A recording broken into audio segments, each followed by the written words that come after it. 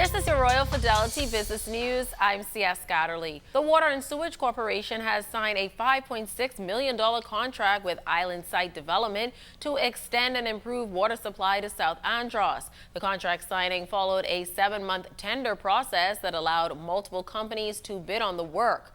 The project is part of a recently approved $41 million program that is partially funded by a $28 million loan from the Caribbean Development Bank and the government.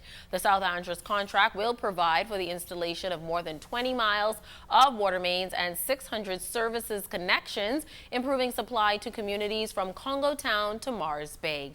In other news, Atlantis Paradise Island Resort announced a recent data security incident may have compromised the security of payment information of some customers who use debit or credit cards at food and beverage and retail locations at the resort between March 9th and October 22nd.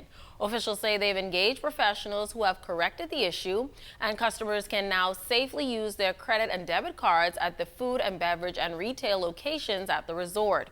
The hotel says the incident did not affect credit and debit cards used to make or pay for hotel reservations or purchases made by guests who charge their food and beverage or retail purchases back to their room. And in international news, it looks like the British will be leaving the European Union with much lighter wallets. A new report on global wealth produced by Credit Suisse indicated that UK household wealth has plummeted by a combined $1.5 trillion as a direct result of the vote to leave the EU. The dramatic plunge in wealth was driven by a decline in the value of the pound, which has lost 15% of its value following the Brexit vote. Credit Suisse points out the loss of $1.5 trillion over the past 12 months translates into a 10% reduction in household wealth. Household wealth includes financial investments and real assets like housing. Debts are then subtracted. This has been your Royal Fidelity Business News. I'm C.S. Scatterly.